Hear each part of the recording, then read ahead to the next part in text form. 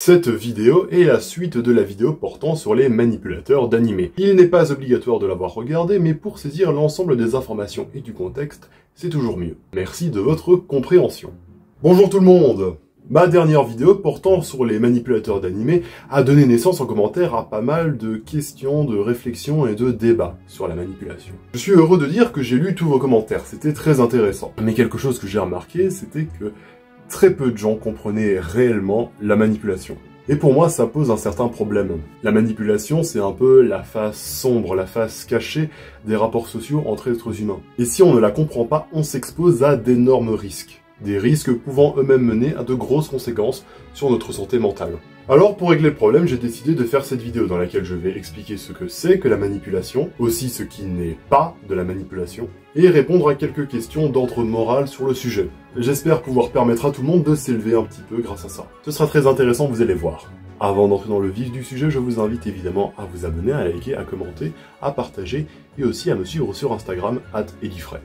Merci beaucoup. Alors, la manipulation, c'est un ensemble de techniques utilisées consciemment ou inconsciemment visant à obtenir le contrôle des actes ou des pensées d'une personne.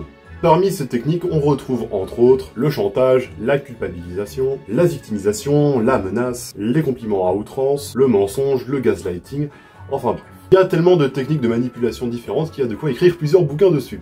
Alors, quelque chose qu'il est important de noter, c'est que tout le monde est un petit peu manipulateur et manipulé à la fois. En fait, dès que tu cherches à obtenir quelque chose de quelqu'un, tu peux entrer dans une mécanique de manipulation. Je veux dire, qui n'a jamais menti pour éviter de se faire emmerder, par exemple? Qui n'a jamais triché à une interrogation? Ou qui n'a jamais ignoré un de ses potes qui voulait jouer parce qu'on voulait passer une soirée tranquille? Donc oui, si on se met à chercher la petite bête, tout le monde est un manipulateur. Par contre, ce qui est vrai, c'est qu'il existe des gens qu'on peut considérer comme des manipulateurs pathologiques. C'est-à-dire des gens qui sont nés comme ça, qui à cause de divers troubles, comme le trouble de la personnalité narcissique ou la sociopathie, ne conçoivent pas du tout les rapports sociaux humains de la même manière que les gens normaux et finissent par toujours manipuler.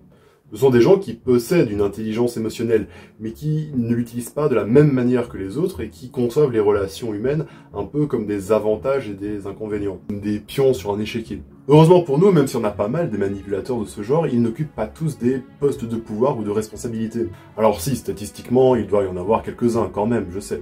Mais la plupart vivent des vies instables et plutôt parasites, vivant aux dépens de gens plus faibles qu'eux qu'ils arrivent à manipuler, pour le coup. Ensuite, par rapport à ce que j'ai dit avant, il faut faire la différence entre la manipulation et la compétence sociale.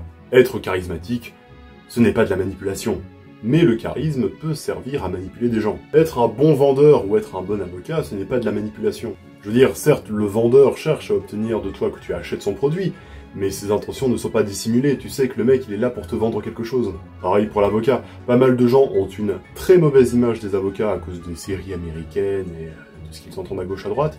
Et si vous prenez le temps de vous intéresser à ce métier, vous vous rendrez compte que la plupart des avocats sont en fait des gens honnêtes qui ne sont que des représentants des gens dans le système judiciaire, qui est une machinerie extrêmement complexe. Avoir de bonnes compétences sociales, avoir du charisme, savoir gérer ses relations, savoir bien parler aux gens, ce n'est pas de la manipulation. Si on considérait que c'était de la manipulation, à ce moment-là, tout le monde serait un manipulateur. Alors si jamais vous vous posez la question de savoir si telle ou telle personne, ou telle situation, ou tel rapport est de la manipulation, comparez celle-ci à la triade noire. Comme je l'ai dit dans la précédente vidéo, la triade noire, c'est 3 caractéristiques.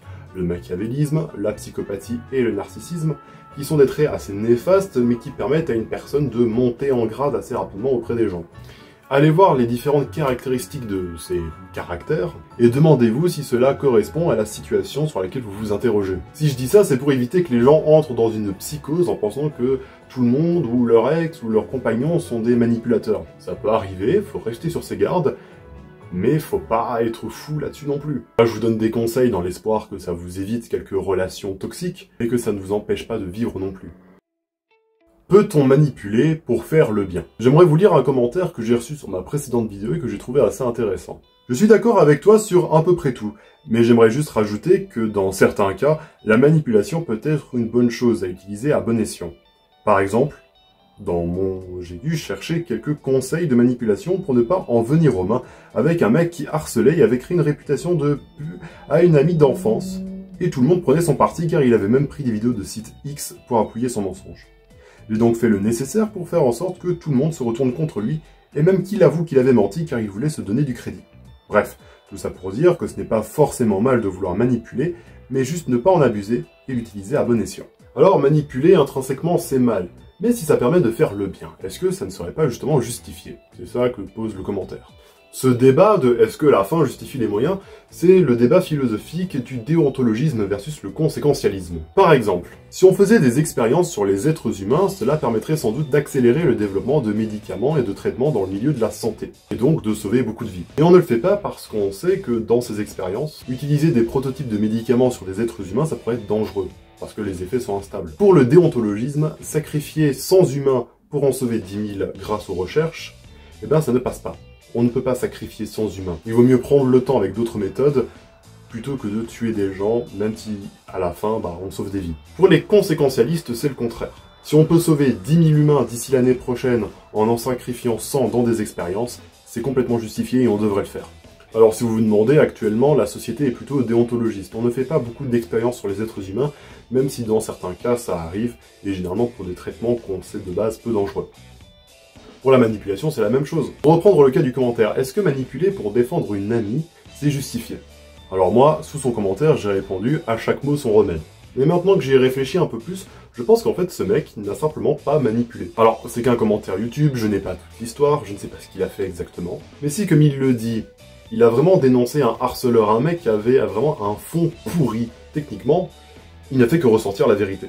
Plutôt que de se battre avec lui sur le plan physique, il s'est battu contre lui sur le plan mental et social. Et s'il a fini par être victorieux, c'est justement parce que ce harceleur avait justement ce mauvais fond. Si au contraire, ce mec, dont le pseudo est William, était quelqu'un de mauvais, et qu'il voulait attaquer quelqu'un de bon, eh ben ça n'aurait jamais marché parce qu'il s'attaquait à quelqu'un qui avait un bon fond. Or, parce qu'il était du côté de la vérité, parce qu'il s'attaquait à quelqu'un qui était véritablement mauvais et qui voulait montrer aux gens qu'il était véritablement mauvais, comme il avait quelque chose de vrai à montrer, ça a marché. Et comme il le dit, évidemment, il ne faut pas en abuser et l'utiliser à bon escient. Ça pose aussi la question philosophique du mal nécessaire, mais on sort un peu du débat de la manipulation, je vais donc m'arrêter là.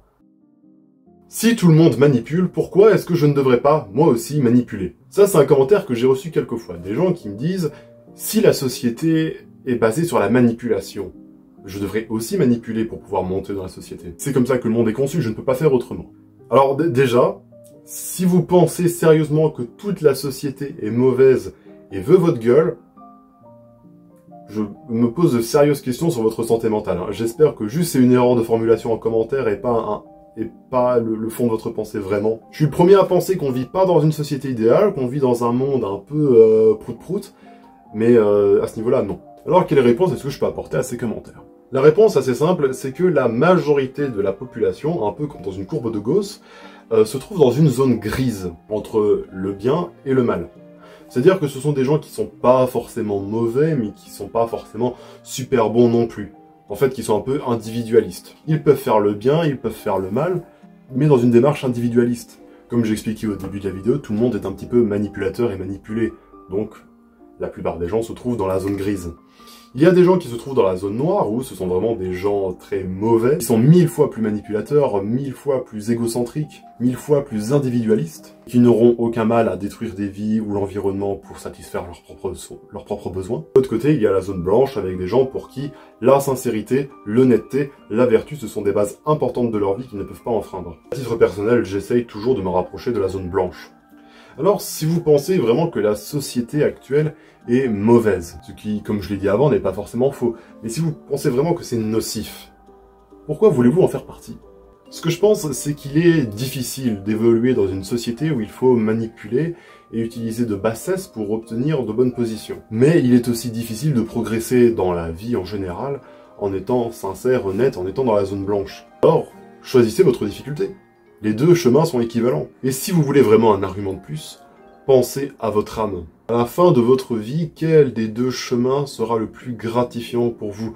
Lequel vous apportera réellement l'ataraxie, le bonheur? Honnêtement, pensez aux deux chemins. Le chemin basique, nocif, qui vous est proposé par le monde, et le chemin de la vertu.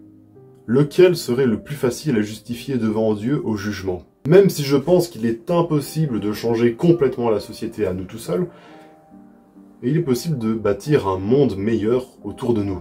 Soyez sincères, honnêtes, courageux, forts, toujours du côté du bien devant les autres. Faites le bien autour de vous. Ne rendez pas le mal pour le mal. Ne soyez pas mauvais de manière injustifiée. Et soyez ce pilier, ce roc pour votre entourage. Et comme l'a dit un certain Hobbit, il y a du bon dans ce monde, monsieur Frodo, et il faut se battre pour cela. Cette vidéo est désormais terminée. Si elle t'a plu comme au début, n'hésite pas à t'abonner, à liker, à partager, à commenter et aussi à me suivre sur Instagram. Vraiment, merci beaucoup encore une fois pour le succès de la vidéo sur les manipulateurs d'animés. 15 000 vues, putain, yes. J'espère ne pas faire de la manipulation le sujet principal de ma chaîne, parce que ça va finir par me donner la migraine, tout ça. Si je peux aider les gens, moi je suis très content. Si vous êtes intéressé par une vidéo sur comment être bienveillance max, ne pas avoir d'ennemis, dites-le moi en commentaire. Passez une très bonne journée, que le Seigneur vous bénisse. À la prochaine.